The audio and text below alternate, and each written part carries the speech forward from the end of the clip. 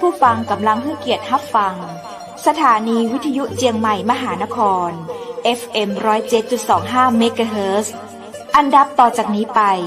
เจิญอู้จ๋ากำเมืองกับดีเจคำเพชรเจ้า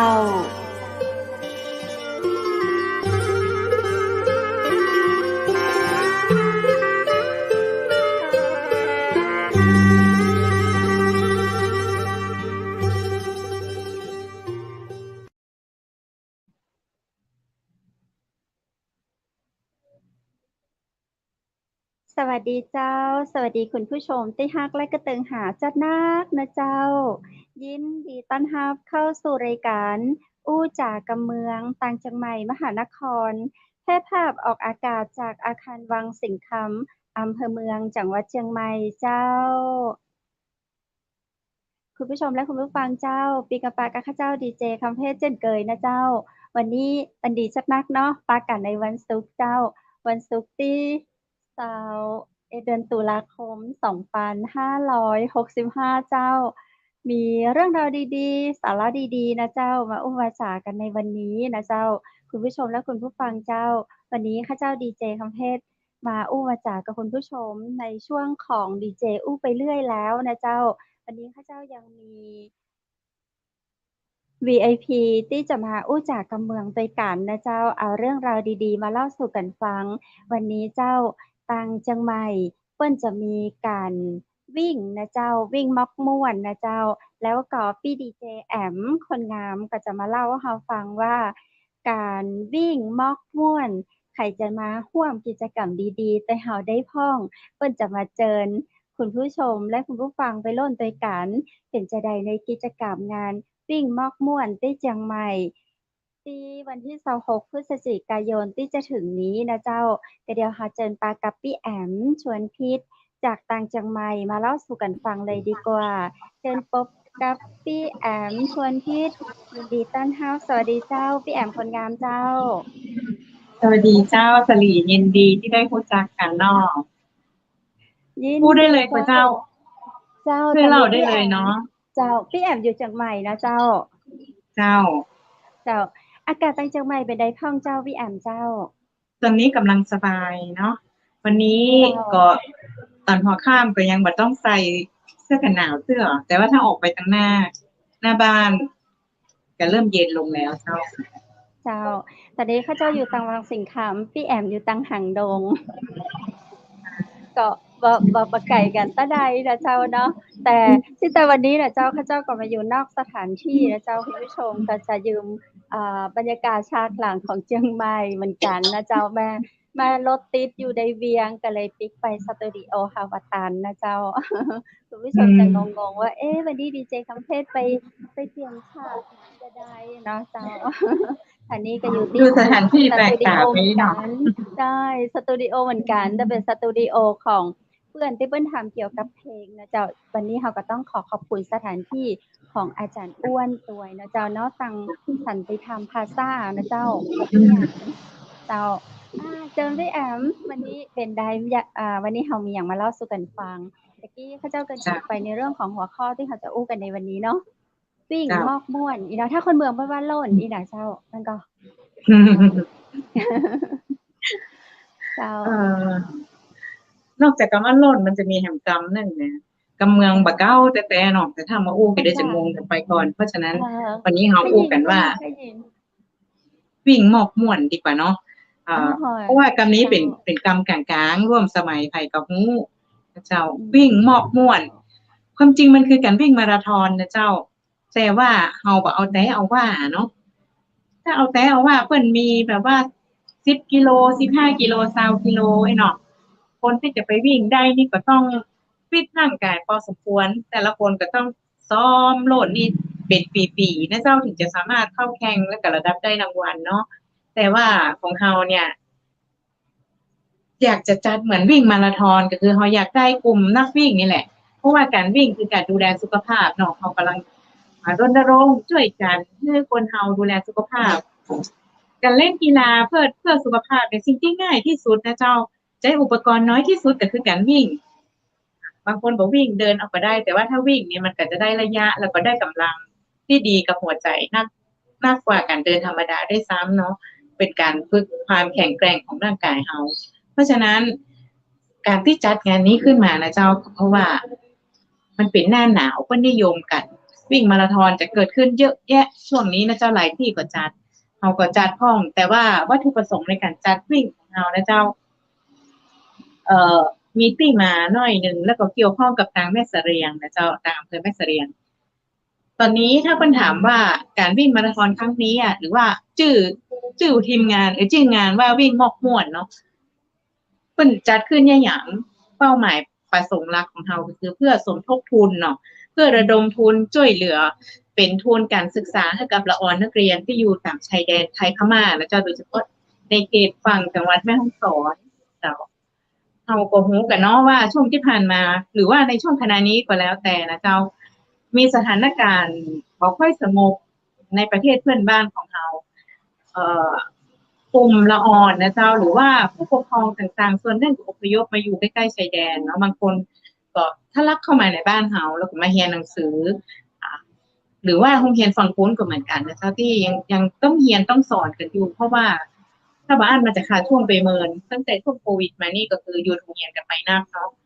พอมาตอนนี้ออดก็พยายามที่จะหาที่เรียนแต่ว่าขาดแคลนทุนทรัพย์บางคนก็เรียนเก่งๆนะเจ้านิสัยก็ดีไปได้เรียนต่อนี่น่าเอ็นดูเนาะก็เพื่อนบ้านเฮาเนี่ยมันก็เหมือนญาติพี่น้องเฮาเหมือนกันช่วยกันได้เฮาก็ช่วยนะเจ้าก็เลยมีโครงการนี้ขึ้นมาเจ้าเริ่มขึ้นมาจากที่โรงเรียนแม่เสรียงบริภาคศึกษานะเจ้ามีที่มาของเรื่องนะเจ้าก็คือว่าตอนแรกเนี่ยจะสร้างพระรูปของสมเด็จกรมพระนครสวรรค์วรพินิจนะเจ้าซึ่งท่านเป็นผู้ก่อตั้งโรงเรียนบริพัตรเนาะที่แม่เสรียงนะเจ้าตอนนั้นท่านมาตรวจราชการตั้งแต่สมัยที่ท่านเป็นรัฐมนตรีกระทรวงมหาดไทยนะเจ้าขึ้นมาตรวจงานภาคเหนือมาตรวจงานที่เชียงใหม่กับแม่ฮ่องสอนสมัยก่อนนี่จังหวัดแม่ฮ่องสอนนี่ก็ถือว่าไกลขนาดเนาะเดินทางไปก็ยากขบวนเสด็จของท่านนะเจ้ามีม้า200 ตัวแล้วก็เดินทางไปขึ้นไปทางเหนือไปทางแม่แต่งแม่ริมนะเจ้าแล้วก็ข้ามเขาเข้าไปทางเมืองปายแล้วก็ลงไปที่ตัวแม่ฮ่องสอนเนาะตอนนั้นบ่ได้ชื่อแม่ฮ่องสอนเจ้านะเจ้าจนกระทั่งไปถึงแม่เสรียงแล้วพ้นประหารว่าในชายแดนแถบเนี้ยเป็นที่อยู่อาศัยของกลุ่มชาติพันธุ์นักขนาดเลยนะจะมีตึงพม่ามีไทยใหญ่เนาะที่อพยพมาจากทางฝั่งทางในพม่าเนาะแล้วก็มีกะเหรี่ยงมีคนโยนทางนี้ตัวนะเจ้าหรือว่าคนไทยยวนทางนี้ก็มีแต่ว่ากระจัดกระจายกันอยู่แต่ว่าส่วนมากก็จะเป็นที่ราบระหว่างเขาที่แบบกว้างเท่าใดก็ทำนาทำสวนทำให้เศรษฐกิจก็พอเลี้ยงตัวได้เนาะแต่ว่าขาดแคลนในเรื่องของการศึกษาท่านก็เลยได้ตั้งโรงเรียนขึ้นโดยสมทบทุนเอาทุนหอมจากพ่อเลี้ยงในทุนคนนั้นคนนี้นะมาช่วยกันลงขันเพื่อสร้างโรงเรียนนี้ขึ้นมานะคะก็เป็นระยะเวลาเมื่อแล้วเนาะหลังจากนั้นเนี่ยโรงเรียนนี้ก็เหมือนกับเป็นแหล่งผลิตบุคลากรที่มีความรู้ให้กับพี่น้องเราในโรงนี้มีโอกาสได้เรียนหนังสือบอกว่าเราจะเป็นลูกไผ่หลานไผ่ก็ถ้าเราจะเรียนหนังสือคือมาเรียนที่โรงเรียนนี้ได้เนาะเราบ่ต้องเดินทางเข้าไปถึงในเชียงใหม่หรือไปลำพูนไปลำปางซึ่งเป็นไกลเนาะเราก็ทำให้เราโอกาสทางการศึกษาที่ดีนะจะได้เข้ามาถึงคนที่อยู่ทางนอกก็เลยเป็นสิ่งที่เป็นคุณูปการอย่างหนึ่งแต่พอเราได้ยินชื่อคำว่าโรงเรียนบริภาคเรียนแม่เสรียงบริภาคศึกษาจะมีสักกี่คนเจ้าที่รู้ว่าคำว่าบริภาคที่หมายถึงอะไรอย่างนอกจากศิษย์เก่าเนาะก็สิ่งที่เราบอกควรจะลืมคือผู้มีพระคุณก็เลยว่าน่าจะมีพระรูปปั้นของสมเด็จพระกรมพระนครสวรรค์วรพินิจเนี่ยเจ้าซึ่งเป็นท่านเป็นต้นตระกูลบริภาคเนาะหลานครูท่านก็คือหม่อมราชวงศ์สุขุมพันธ์บริภาคเจ้าแห่งวังสวนผักกาดเนาะท่านก็เป็นผู้อุปถัมภ์โรงเรียนนี้มาให้ทุนการศึกษากับละออนตลอดผู้ปีอยู่แล้วนะเจ้าท่านก็มาอุปถัมภ์อยู่ก็ได้ล่าทิ้งเลยก็มีดำริกันว่าน่าจะสร้างพระรูป แต่พอถึงเวลามาปุ๊บมันก็เป็นช่วงที่ว่ามีโควิดมีอะไรอย่างเนาะแล้วก็เอ่อการสร้างพระรูปของสมเด็จบุคคลผู้เกี่ยวกับราชวงศ์ต่างๆเนี่ยจะต้องได้รับคำอนุญาตนะจากทางกรมศิลปากรก่อนแล้วก็ต้องออกแบบเป็นอย่างแหมใจเวลากันแหมเมินอยู่แล้วทีนี้ช่วงนี้มันก็เป็นช่วงหน้าหนาวแล้วเราก็มีความรู้สึกว่าควรจะจัดงานวิ่งได้ละแต่ว่าไม่ได้มุ่งเป้าไปเพื่อที่จะสร้างพระรูปเพียงอย่างเดียวเท่านั้นเพราะว่าตอนนี้เราหันว่าปัญหาที่มีอยู่ตามชายแดนของเราก็คือละอ่อนขาดเรื่องของทุนการศึกษาซึ่งตรงนั้นน่ะสำคัญและเร่งด่วนยิ่งกว่าด้วยซ้ำนะเจ้าก็เลยคิดว่าโอเคในเมื่อจัดงานวิ่งครั้งนี้เราจะระดมทุนเพื่อละอ่อนนักเรียนที่ขาดแคลนทุนทรัพย์ละอ่อนผู้พี่น้องว่าก็ยากไร้เนาะที่อยู่ชายแดนน่าหันใจที่สุดนี่ก่อนเพื่อเขามาเป็นอันดับหนึ่งเลยทุนที่เขาได้เขาจะจัดเป็นเพื่อละอ่อนก่อนนะเจ้าที่เหลือหลังจากนั้นเนี่ยกับสมทบจากทิศเก่าพ่อมจากกองทุนของมูลนิธิชุมพลบริพัตรก็จะสนับสนุนมาในเรื่องของรูปปั้นในกิจกรรมหนึ่งนะเจ้าเพราะฉะนั้นถ้าสมมติว่าเขาเป็นนักวิ่งอยู่แล้วชอบวิ่งมาราธอนเนี่ยนะเจ้าก็มาช่วยกันซื้อบัตรมาวิ่งด้วยกันงานวิ่งของเราจะจัดขึ้นในวันที่26 พฤศจิกายนนะเจ้าเกือบปลายปีแล้วเนาะ26 พฤศจิกายนสถานที่วิ่งสวยงามมากและปลอดภัยที่สุดนะเจ้าเราจัดวิ่งกันที่พื้นที่วิ่งของเรานะเจ้าอยู่ที่กองพันทหารราบที่7นะเจ้าที่แม่ริมนะเจ้าถ้าสมมติว่าเราออกจากเชียงใหม่แล้วเราจะไปที่อำเภอแม่ริมเนี่ยเราจะหันอนุสาวรีย์สมเด็จพระนเรศวรมหาราชนะเจ้าคือตรงนั้นเลยแต่ว่าเขาจะมีเส้นทางวิ่งที่อยู่ในค่ายตรงนั้นเลยนะเจ้าซึ่งทหารท่านได้อำนวยความสะดวกนะเจ้าคือความอนุเคราะห์เขาในเรื่องของสถานที่วิ่งก็เนื่องจากว่ามีส่วนเกี่ยวข้องกับตรงนี้นะเจ้ากรมพระนครสวรรค์วรพินิจเนี่ยก่อนหน้านั้นท่านเคยเป็นผู้บัญชาการทหารบกโดยนะเจ้าก็คือถือว่าเกี่ยวข้องกับตรงนี้อยู่ตรงนั้นเป็นทุ่งยั้งทัพนะเจ้าเป็นทุ่งยั้งทัพสมัยพระนเรศวรตอนที่ท่านจะยกทัพออกไปตีกับพม่านะเจ้าแต่ยั้งตรงนั้นก็ถือว่าเป็นสถานที่ทางประวัติศาสตร์อย่างหนึ่งที่เขาอยากคือคนไทยเขาได้มีโอกาสเข้าไปได้รู้ได้หานะเจ้าว่าตังในเป็นจะได้พ่องเส้นทางวิ่งของเขานะเจ้าวิ่งในค่ายแล้วเขาก็เรียบออกไปติดฝั่งน้ำตังบนซึ่งเป็นที่ตั้งของพระพุทธรูปขนาดใหญ่นะเจ้าเพิ่งสร้างเสร็จแล้วก็อยู่ริมแอ่งน้ำซึ่งแอ่งน้ำตรงนั้นก็เชื่อมโยงไปถึงห้วยตึงเท่านะเจ้าก็ตรงนั้นเนี่ยมีทำเลที่งามแล้วก็วิวก็งามแล้วก็มีป่าอย่างตัวเหมือนเขาได้วิ่งเทรลในป่าเลยนะเจ้าก็เป็นบรรยากาศการวิ่งมาราธอนที่ไม่ได้วิ่งบนถนนในเมืองนะเจ้าแต่วิ่งในป่าบรรยากาศดีมากๆเพราะว่าช่วงนั้นเนี่ยเป็นหน้าหนาวเนาะก็มีหมอกมีเหมยแน่นอนแล้วก็อยู่ใกล้น้ำระหว่างที่เขาวิ่งกันนะเจ้าก็จะมีหลายภาคส่วนที่มาช่วยกันในเรื่องของกลุ่มงานบรรยากาศนะเจ้าเพราะว่าเขาจัดงานวิ่งเกี่ยวกับแม่เสรียงแม่ฮ่องสอนเนาะเขาก็อยากให้มีบรรยากาศของแม่เสรียงแม่ฮ่องสอนก็เลยมีความร่วมมือนะเจ้าจากละอ่อนนักเรียนที่อยู่โรงเรียนชายแดนที่เขากำลังจะช่วยเหลือเพื่อนเนี่ยเพื่อนจะปลูกพักปลูกอะไรอย่างที่เป็นพักปลอดสารพิษนะเจ้าผลมาแล้วก็มาแปลงเป็นตูบเป็นปางนะเจ้าสำหรับการวิ่งซึ่งการวิ่งเขามี2อย่างนะเจ้าคือวิ่งมินิมาราธอนสำหรับมืออาชีพแล้วก็วิ่งฟันรันนี่ก็คือวิ่งเอาม่วนนะเจ้าวิ่งกันเป็นครอบครัวเนาะแล้วก็จะมีแปมให้แต่ละคนแปมนี่ถ้าคนเชียงใหม่ก็จะฮ้องว่าแจกนะเจ้าคือที่พวกเขาไว้แบกหลังแต่มันเป็นเหมือนตะกร้าไม้ไผ่นะแบกหลังเขาก็วิ่งไปแล้วเขาก็สามารถไปเลือกเอาพักจากในซุ้มต่างๆที่เราเอานักเรียนปลูกไว้เนี่ยเจ้าเอามาไว้เขาเอาพริกบ้านได้เลยนะเขาบอกคำนึงเรื่องเวลาเนาะกับม่วนดีเขาไปเจอซุ้มบล็อกโคลี่อันนี้เป็นซุ้มแครอทเลือกหยิบไปเอาใส่แปมเฮาปิกบ้านได้นะเจ้าอย่างเจ้าแปมนี่เปิ้นจะมีคือเฮาเจ้าอย่างก็เจ้าแปมที่อู้ถึงแปมที่ใหม่หมายถึงอย่างก็คล้ายๆตะกร้าคล้ายๆฉลองที่เอาไว้ตั้งหลังท้องแม่นเจ้าสำหรับคนที่จัดงานเปิ้นมีจำหน่ายหรือว่าเปิ้นคือเฮาแม่นเจ้าเปิ้นจะมีคือสามารถเอาไปตัวเอาไปเองเจ้าเราสามารถเอาไปเลือกใส่ไว้ท่านได้เลยแล้วก็เอาพักนะตามซุ้มต่างๆที่เราอ่อนเอามาคืนถ้าเขาสมัครเนี่ย นะเขาจะ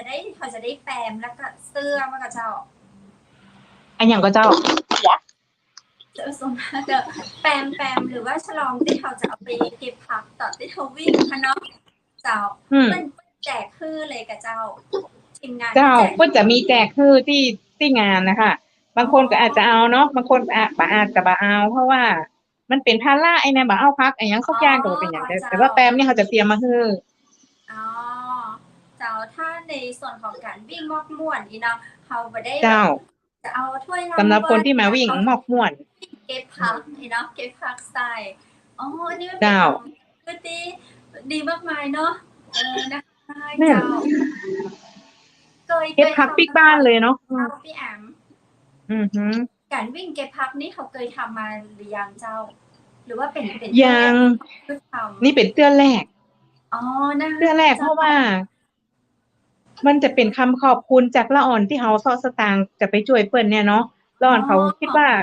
เขาปลูกผักได้ เขาจะมีส่วนร่วมจะได้กันวิธีการแสดงออกของเขา ที่จะขอบคุณคนมาก็คือเอาผักวันนี้คืออาจจะมีกล้วยมีมันเทศมีอันหยังอีนะเจ้าที่แบบว่าหยิบเอาปิ๊กบ้านได้เลยแบบฟักแก้วอันหยังที่เลยไม่กับเจ้ามันต้องซื้อ อันนี้คือวิ่ง ก็ต้องซื้อค่ะ นะคะ แม่นแล้ว อืม นอกจากนี้ในงานนะเจ้าก็มีควงวัฒนธรรมเนาะก็เลี้ยงอาหารคนที่มาวิ่งเนี่ยเจ้าพอวิ่งเสร็จเรียบร้อยละอิดแล้วเนาะก็ไปฟังเพลงกันก็จะมีซุ้มนักดนตรีที่เพิ่นจะมาเล่นเนาะพี่แอดสุนทรีเนี่ยแล้วก็ไอ้ไข่มารีฮวนน่าเนาะหลายคนก็จะชอบก็ฟังเพลงงานบรรยากาศก็มีร้านค้าสินค้าวัฒนธรรมมีการออกร้านของ O-Top ของแม่เสรียงถึง7อำเภอนะเจ้าแล้วก็มีของกินที่แบบว่าเหมือนเป็นอาหารเลี้ยงแขกที่มาเนาะอันทั่วไปเขาก็ว่าโฮมตานแต่ความจริงมันไม่ใช่โฮมตานนะมันเป็นแบบว่าอาหารบุฟเฟ่ต์สำหรับเลี้ยงเพื่อให้ได้ชิมรสชาติของอาหารที่แม่เสรียงแม่ฮ่องสอนว่าเป็นจะใดนะเจ้าหากินบ่ได้ในเชียงใหม่อาจจะหาได้แต่ว่ามันหายากหน่อยนะเจ้าอย่างเช่นขนมต่างๆเบงมงสวยทมินอาละวาอย่างเงี้ยเจ้าเนาะมันเป็นของกังฟูนจะได้จิ้มกันสำหรับนักวิ่งมีเตรียมมาคือมีน้ำผลไม้น้ำสมุนไพรอะไรอย่างเราเจ้ากันดูแลกันในช่วงที่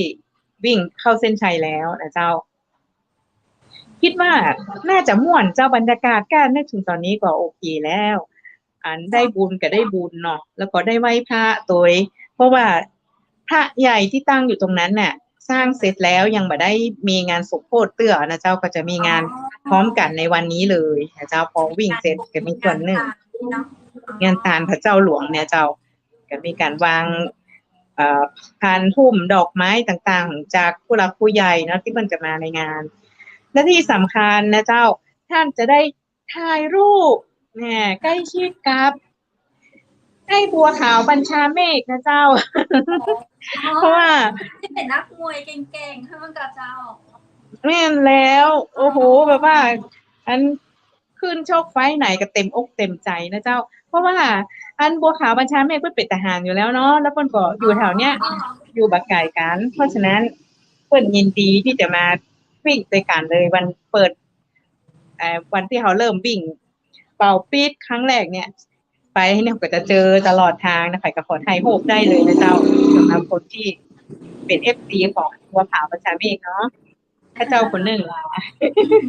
ใช่ๆให้กระเป็นเจ้าเพราะว่าเป็นอยู่ที่เชียงใหม่บ้านเฮาตัวเนาะแม่นเจ้าใช่ของไอ้เป็นอยู่ในแสงนี่บ่ได้เนี่ยค่ะวิ่งที่ในค่ายทหารช่วงตะกี้พี่แอมบอกกี่กิโลกับกี่กิโลกับเจ้าตอนนี้ระยะทางยังไม่ได้กำหนดแน่นอนเตือนนะเจ้ากำลังดีไซน์กันเจ้าเพราะว่ามันมีปัญหาน้อยนึงว่าปัญหาคือปัญหาของคนจัดเนี่ยเจ้าว่าเราอยากจะให้นักวิ่งของเราเนี่ยได้ไปเจอในจุดเช็คอินที่งามๆวิวดีๆเนื่องจากว่าเส้นทางวิ่งนี้มันเป็นเส้นทางวิ่งที่ไม่ใช่เหมือนเราวิ่งในกรุงเทพเนาะในกรุงเทพนี่คือวิ่งเพื่อออกกำลังกายแต่วิ่งเอาเป็นเอาตายแต่นะเพราะว่ามันมีกับถนนเนาะกับคนแต่ที่นี่คือวิ่งชมธรรมชาติวิ่งในป่าแล้วก็ในพื้นที่ที่ปลอดภัยมากนะคะอยู่ในค่ายทหารนะคะคุณแบบต้องเป็นห่วงอย่างเรื่องความปลอดภัยเลยนะคะแล้วก็ ระหว่างทางก็จะมีการแสดงนกกินกะลาก็เนาะสมมุติว่าเป็นนางกินนารีเนาะแล้วก่อนเต้นโตยเนาะมีคนมากล้าดาบกล้าแล้วหยังเฮาพอนะเจ้ามากล้าลายกล้าแล้วเนาะก็ของว่าถ้าเป็นคนเมืองก็บอกว่าฟ้อนเจิงเนาะฟ้อนเจิงกาฟ้อนดาบกายนะแต่ภาษาไทยใหญ่เพิ่นบอกว่ากล้าดาบกล้าแล้วเนาะกล้าลาบกล้าแล้วเนาะน่ะก็จะมีนะเจ้าแล้วก็เอ่อในงานก็จะมีกับข้าวอาหารของคนเมืองของคนใต้ของหยังที่เอามาเลี้ยงนะเจ้าก็จะเป็นจะอีกเขากำลังจะจัดงานแถลงข่าวนะเจ้าเดี๋ยวจะแจ้งแห่งกรรมว่าเขาจะแถลงข่าววันใดแต่ว่าวันวิ่งเนี่ยเขากำหนดได้แล้วคือวันที่เอ่อ 26 เนาะ พฤศจิกายน เจ้า 2565นะเจ้าช่วงปลายปีบรรยากาศกำลังดีเนาะเจ้าในเรื่องของการแถลงข่าวเดียวตันเชียงใหม่มหานครเขาจะถ่ายทอดสดคือได้ติดตามรับชมและก็รับฟังตัวนะเจ้าคุณผู้ชมคุณผู้ฟังที่สนใจเนาะก็ติดตามเชียงใหม่มหานครของเราไปได้นะเจ้าพี่แอนเจ้าถ้าคนสนใจนี้เขาจะสามารถสมัครได้ที่ไหนอะเจ้าคิดว่าการซื้อใบสมัครเนาะหรือว่าการซื้อชุดวิ่งเนี่ยกำลังจะประกาศออกทางเว็บไซต์นะของเว็บไซต์ว่าของ Facebook นะเจ้ากำลังจะแชร์กันแต่ว่าเจ้าชื่อวิ่งมอกม่วนนะเจ้าตอนนี้Facebook ยังบ่เรียบร้อยแต่เสื้อเพราะว่าเขากำลังรอกำหนดวันนี้นะ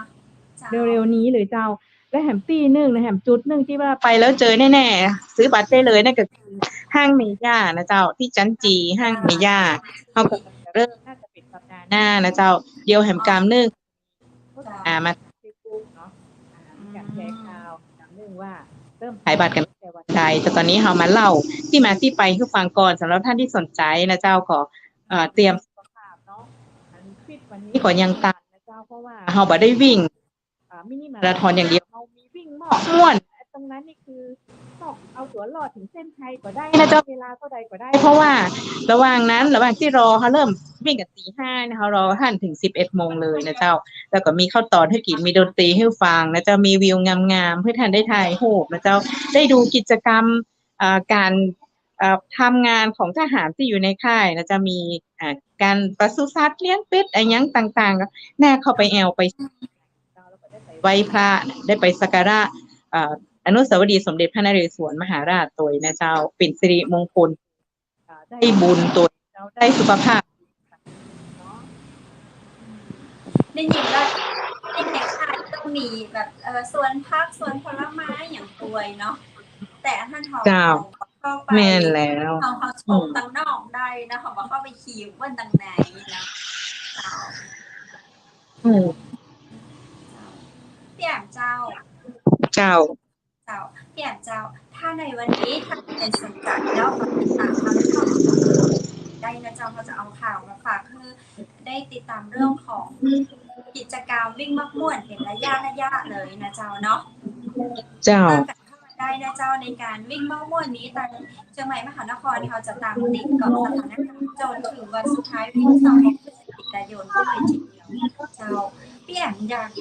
ยากมาเล่าสู่กันเพิ่มเติมเจ้าสำหรับช่วงนี้ก็คือว่าในวันงานน่ะเจ้าในวันงานที่เราจะมีแข่งวิ่งนั่นเนาะก็จะมีร้านมีการออกร้านนะเจ้าสินค้าที่มันเป็นสินค้าโอท็อปแล้วก็สินค้าของร้านค้าก็ได้ถ้าท่านสนใจนะเจ้าที่อยากจะเข้าไปขายของเนี่ยเจ้าก็ติดต่อข้าเจ้าได้นะเจ้าแจ้งความประสงค์มาบอกว่าให้เข้าไปร่วมขายขัวนะแต่ว่ามีข้อแม้น้อยนึงว่าถ้าท่านอู้กำภาษาชาติพันธุ์ได้นะเจ้าอย่างเช่นว่าอู้ภาษากะเหรี่ยงอู้ภาษาไทยใหญ่เนาะอู้ภาษามงอู้ภาษาละหูได้นะเจ้าท่านจะได้รับพิจารณาก่อนเพราะว่าเราต้องการจะแสดงออกถึงความหลากหลายของชาติพันธุ์ที่อยู่ในจังหวัดแม่ฮ่องสอนเนาะท่านที่อู้ได้กับภาษาอังกฤษกับการเมืองนี่ถ้าจะขอเว้นไว้ก่อนเพราะว่าท่านสามารถขายทั่วไปในเชียงใหม่ได้เนาะเราให้โอกาสพี่น้องลั่วละหูอย่างของเราตั้งแม่ฮ่องสอนก่อนเพราะว่างานนี้เป็นงานสำหรับแม่ฮ่องสอนนะเจ้าได้แมวมงนะเจ้าเนาะได้เจ้า ถึงแม้ว่าท่านจะเป็นคนเมืองนะเจ้าท่านจะเป็นคนเมืองแต่ว่าถ้าท่านสามารถรอดกำไตได้เนาะหรือว่าอู้กำยางได้อู้กำกะเลียงอย่างได้ท่านก็ขายได้นะเจ้าเพราะว่าถือว่าท่านแสดงออกทางชาติพันธุ์ทางด้านภาษาของชาติพันธุ์นั้นๆเนาะท่านก็เอาครัวไปขายได้แต่ว่าเสื้อผ้าเข้าของต่างๆเนี่ยเป็นงานประดิษฐ์เป็นงานเนี่ยคนจะมากันประมาณ1,000 กว่าคนนะเจ้าสำหรับนักวิ่งแล้วก็เจ้าหน้าที่ต่างๆแหมทหารต่างๆที่อยู่ในค่ายที่มาช่วยกันแหมเนี่ยคิดว่าคนที่อยู่ร่วมกันอุ่นงานในงานนี้น่าจะประมาณ 2,000 คนเนี่ยเจ้าเนาะก็ถือว่าเยอะพอสมควรเนาะกับหมอกปล่อยน้อยๆปล่อยหนึ่งเลยอ่ะโอ้เจ้าถ้าฝันแบบนี้เนาะเจ้าว่าแบบบ่ม่วนแล้วนะเจ้ามันจะเป็นแบบว่าอาบแล้วเลยเพราะว่าเขามีซอเนาะพี่โอ๊ตมาได้พี่ก็ตึงเอาซอมาใส่ตัวเพราะว่าบรรยากาศที่มันเมืองเนี่ยซอเนี่ยจังซอเพิ่นสามารถซอได้วันค่ำเนาะแล้วก็การแสดงอื่นก็มาแทรกข้องอย่างเช่นว่าฟ้อนนกฟ้อนโตเนาะซึ่งมันฟ้อนในเส้นทางวิ่งเขาแล้วบอกก็จะมาฟ้อนกันตอนที่งานที่ลานพระเจ้ากับบริเวณงานท่านสวยเหมือนจะไปงานปอยเลยนะเจ้าเนี่ยแม่นคือเนี่ยใดก็ได้ให้มันรู้สึกคึกคักคลึกครื้นได้ออกกำลังกายเนาะได้ทำบุญกับพี่ไอ้ตั้งทหารตัวแล้วอยากได้มาฟังซอได้มาฟังพี่สุนทรีตัวแหมมวลคณะเจ้าพระเจ้าเปิ่งใจขนาดเลยเจ้าจะได้ปะไอ้พวกขาวเจ้าเชื่อว่าทางทีมงานพี่แอมจะต้องมีอย่างที่มีมากมายกว่านี้แน่เลยเมื่อการเราเพราะวันนี้เป็นการนำเสนอกันในรูปแบบที่บางแผนงานนะเจ้าในการที่จะปฏิบัติแต่มีนะคะเจ็ดคืนประกาศเจ้าเพราะตะกี้เราเห็นภาพที่ประกอบนี่ก็จะเป็นภาพที่บางเป็นการวางแผนนะเจ้าทีมงานขอขึ้นภาพตะกี้แผนกรรมแล้วเจ้าเห็นมีแบบเป็นภาพอินเสิร์ตภาพไอ้บัวขาวเนาะเจ้าบัวขาวก็จะเป็นในแบบรักเลยอยู่กลางภาพนะเจ้าได้ข่าวมาว่าให้สมรักแง่มันก็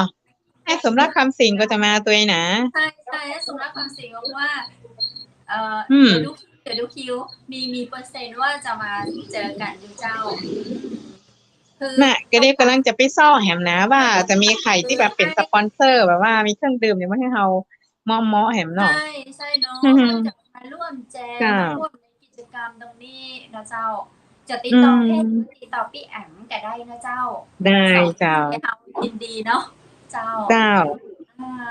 นี่คือไอ้บัวขาวเปิ้ลเป็นพรีเซนเตอร์ของงานเลยเจ้าแม่เป็นพรีเซนเตอร์เลยยืนอยู่ตรงกลางโลกเลยเจ้าจะไปร่นแข่งใส่เสื้อกระเรียงสีแดงเจ้าในทำไมได้มีแบบเสื้อมาเพิ่งเบิ้ลพอกอยสักกันเนาะยังเจ้าอันนี้อุ้มไว้ก่อนเนาะอันนี้มาเกริ่นกระเดียวในเว็บในเพจ Facebook นะเจ้าเขาก็จะขึ้นเสื้อเลยเพราะว่าเขาคิดว่าถ้าเขาขึ้นเสื้อตอนนี้นะต้องมีคนถามซื้อแน่ๆเลยเพราะว่าหลายคนหันแล้วติดใจเลยอยากได้เลยทันทีเท่าใดขายเท่าใดว่ะก็เลยว่าโอเคกระเดียวเสื้อเอาขึ้นปึ๊บเดียวแล้วแบบพร้อมขายพร้อมจัดทรงนี่เนาะอันเลยดีกว่าแต่ว่าเสื้องามเจ้าไว้ก่อนเจ้าถ้าเข้ามาได้นะเจ้าหมายตาไว้เลยจะไปมหานครก็ได้นะเจ้าไปมหานครก็เป็นฝ่ายประสานงานตัวแทนที่จะดูแลแฟนรายการของเรา FC ของเราถ้าเข้ามาได้นะเจ้าอย่างเสื้อพี่ตัวรุ่นไหนจะได้นะเจ้าจองไว้ก่อนจำนวนจำกัดก็เจ้าพี่แอมเปิ้ลผลิตต่อมาที่ตัวเจ้าก็มีจำนวนเยอะพอสมควรราคานี่ยังหมดที่ใจเนาะแต่บ่แพงเกินไปเจ้าเพราะว่าเป็นปกติของงานเสื้อวิ่งมาราธอนนะเจ้าก็บ่ได้สูงส่งราคาบ่ได้แพงอย่างมากมายแล้วเพราะว่าค่าเสื้อเนาะแล้วก็เพิ่นจะต้องจ่ายค่าเดินทางค่าอย่างมาแฮมเขาก็หันใจกันอยู่เนาะก็แล้วแต่อันตรงนี้แล้วก็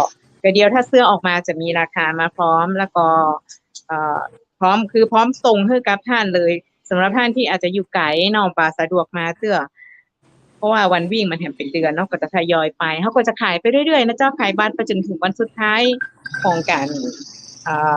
ก่อนจะวิ่งเนาะจนถึงวันที่25เพราะฉะนั้นก็คือ ถ้ามันหมดก่อนก็คงช่วยแบบได้นะเจ้าเอาไผมาก่อนได้ก่อนจองไว้เลยเนาะเจ้าเพจของเชียงใหม่มหานคร เรื่องงามเล คุณ ย ผู้ชมเนาะคุณผู้ชมคุณผู้ฟังที่ฟังอยู่สนใจนะเจ้าวิ่งมอบม่วน6 พฤศจิกายนวิ่งมอกม่วนบ่ได้บ่เอาเป็นเอาตายนะใช่เข้าไปม่วนๆด้วยกันอากาศ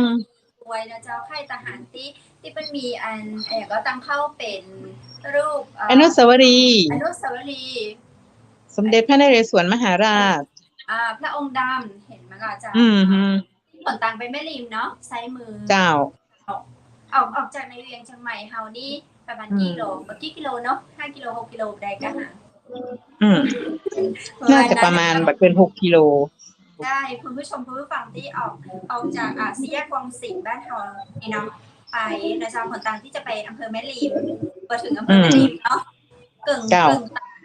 ตางก่อนที่จะถึงอำเภอแม่ริมนะเจ้าซ้ายมือจะเลยกองพันสัตว์ต่างไปนะเจ้า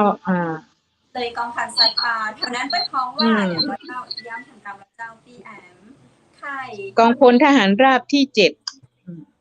เจ้าแล้วก็บรรยากาศแถวห้านเนาะโอ้โหสุดยอดข้ามมาแรงมา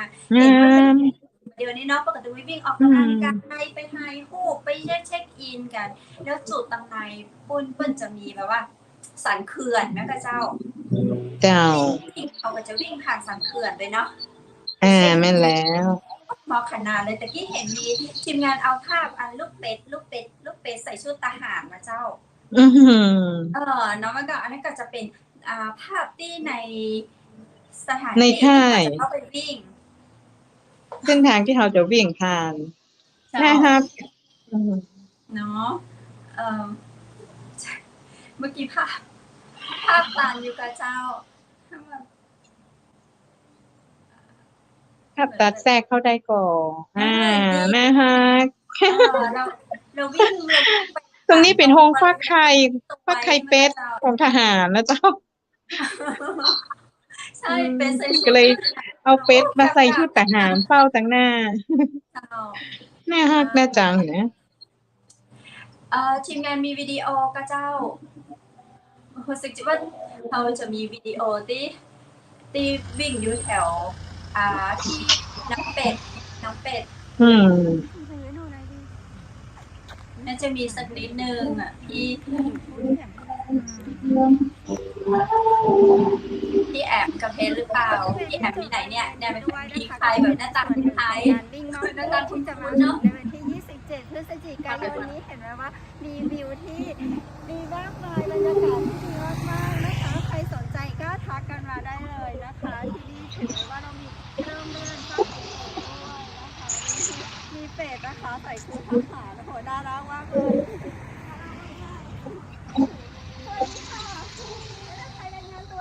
ได้บอกว่าโหดเอาเป็ดของเราหน้าผมมีไปรายงานตัวเรียบร้อยแล้วพี่อ่ะเจอกันนะคะพฤศจิกายนนี้ที่นี่เลยคุณเนาะคุณศูนย์ผลิตภัณฑ์สัตว์ปีกข้าราชการช่วยเพื่อนพื้นที่ภาคเหนือตอนบนนะคะนี่ก็จะเป็นส่วนหนึ่งของค่ายทหารที่เราจะมีกิจกรรมวิ่งมอกม่วนในวันที่26 พฤศจิกายนนี้นะคะอย่าลืมมาสัมผัสกิจกรรมดีๆแบบนี้ด้วยกันค่ะขอบคุณทีมงานค่ะช่วงสุดท้ายของรายการพี่แอมเติมฝากอะไรเจ้าเชิญเจ้าไปจังใดก็เจ้าในช่วงสุดท้ายของรายการพี่แอมอยากฝากอะไรเพิ่มเติมเชิญเจ้าก็ขอฝากนะเจ้าว่าเขากำลังจะช่วยละออนสำหรับกลุ่มละออนที่ขาดโอกาสเนาะบางคนเขาบ่รู้หรอกว่าในอนาคตเขาจะใหญ่มาเป็นอะไรอย่างถ้าเขามีโอกาสได้ช่วยนะเจ้าอย่างน้อยที่สุดเขาไปวิ่งเนี่ยนอกจากเขาจะได้เสื้อเขาจะได้ออกกำลังกายแล้วเขายังอาจจะมีโอกาสได้ช่วยคนสำคัญคนหนึ่งในอนาคตก็ได้นะเจ้าเขาถ้าเรามีบัตรติดการอย่างไม่อยากให้พลาดโอกาสนี้แล้วก็ขอช่วยติดตามข่าวและเจ้าข่าวอัปเดตว่าเราจะขายเสื้อเมื่อใดเราจะไปซื้อได้ที่ไหนพ่องนี่นะเจ้าแล้วก็เตรียมฟิตสุขภาพวิ่งออกกำลังกายทุกวันนี้ได้ประโยชน์กับตัวเราอยู่แล้วเราก็ไปวิ่งด้วยกันเจ้าวันที่26 พฤศจิกายน 2565เจ้า เจอกันในค่ายทหารเส้นทางวิ่งที่สวยงามเก๋เท่ เนาะเจอกันนะเจ้าวันนี้ต้องขอบคุณพี่แอมจะนักนะเจ้าเดี๋ยวคราวหน้าเรามาอู้จักกันต่อในเรื่องของวิ่งม่วนเนาะสำหรับวันนี้ขอบคุณและสวัสดีเจ้ายินดีเจ้าคุณผู้ชมและคุณผู้ฟังเจ้าได้ฟังเรื่องราวดีๆนะเจ้าจากพี่แอมชวนพิษนะเจ้าเพิ่งเป็นผู้ประสานงานในเรื่องของการจัดงานวิ่งม็อบม่วนนะเจ้าวันที่26 พฤศจิกายนเจ้าที่อำเภอเมืองเชียงใหม่นะเจ้าจะอยู่ในเวียงเชียงใหม่จะอยู่นอกเวียงหรือว่าแม่ฮ่องสอนเจียงไฮ้ลำพูนพะเยาทั่วประเทศไทยเจอนะเจ้ามาวิ่งม็อบม่วนต่อยกันเพิ่นจะมีอันตะกร้าเนาะหรือว่าแปมที่ว่าห้อยตังหลังนะเจ้าเอามาคนเมืองคำว่าปวดนี่นะปวดเอาไว้ตังหลังเนี่ยเจ้าแล้วก็จะมีแปมมันเนาะแล้วก็วิ่งไปเก็บเอาพักใส่แปมเจ้าเอาปิกบานใดเพิ่นถึงฟรีนะเจ้าพักก็จะเป็นพักจากบนดอยเนาะพักไร้สารพิษพักที่ละอ่อนตอนแต่เปิ้นปลูกกันนะเจ้าที่คุณครูการเกษตรเปิ้นฮื้อละอ่อนปลูกพักกันนะเจ้าจะเอามาแจกฮื้อในงานวิ่งมอกม่วนนะเจ้าอย่าลืมมาม่วนต่อยกันวันที่26 พฤศจิกายนเจ้าที่อำเภอเมืองเชียงใหม่จะได้ท่านใดสนใจกระตักมาที่เพจหรือว่าพี่แอมนะเจ้ากับทีมงานเชียงใหม่มหานครของเราในหมดทุกคนนะเจ้ายินดีเจ้าที่จะพาคุณผู้ชมไปวิ่งด้วยกันนะเจ้าวิ่งมอกม่วนนะเจ้าคือความคืบหน้าจะใดจะเอามาเล่าสู่กันฟังต่อวันนี้หมดเวลาแล้วเจ้าพระเจ้าดีเจคำเพชรขอกราบขอบพระคุณพระอาจารย์รัตนยาโนจากพุทธอุทยานสวนบุรณะรักธรรมตำบลแม่แลมอำเภอแม่ริมจังหวัดเชียงใหม่นะเจ้าขอบคุณมานาไฟเบอร์นะเจ้าพุงยุบนะเจ้าผิวสวยใสจากภายในสู่ภายนอกนึกถึงมานาไฟเบอร์เจ้าและวันนี้ขอบคุณแสงประเสริฐโภชนานะเจ้าสนใจในเรื่องของการบริการโต๊ะจีน5 ดาวทั่วประเทศไทยนะเจ้าติดต่อได้ที่แสงประเสริฐโภชนาและวันนี้ขอบคุณน้ำผึ้งแท้น้ำผึ้งตราสารวินเจ้าของฝากจากสารวินนึกถึงน้ำผึ้งแท้น้ำผึ้งตราสารวินขอบคุณโรงแรมแม่เสลียงเวียงงามเจ้าสำรองจองห้องพักแอลเหนือแอลหนาวันนี้ได้ที่0536214444นะเจ้าขอบคุณผ้าพิธีกรหญิงจากร้านผ้าพื้นเมืองชุดไทยใหญ่เจ้าและวันนี้พระเจ้าดีเจคำเพชรทีมงานเชียงใหม่มหานครขอบคุณคุณผู้ชมทุกคนทุกท่านนะเจ้าวันจันทร์หน้าฮอปปี้กับป้ากันแห่งใหม่เจ้าสำหรับค่ำนี้ขอคุณผู้ชมทุกท่านโชคดีมีความสุขนอนหลับฝันดีราตรีสวัสดิ์เจ้า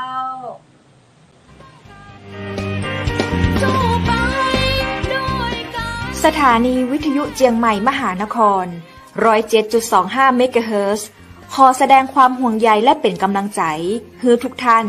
ในช่วงการระบาดของโรคโควิด -19 ในครั้งนี้เพื่อลดความเสี่ยงควรสวมหน้ากากอนามัยทุกครั้งล้างมือเป็นประจำขอให้อยู่ที่บ้านให้นักที่สุดด้วยความปรารถนาดีจากหมู่เฮาเจ้าเจียงใหม่มหานครสนับสนุนโดยกาแฟโกแม็กคอฟฟี่และโรงแรมแม่เสรียงเวียงงามโทร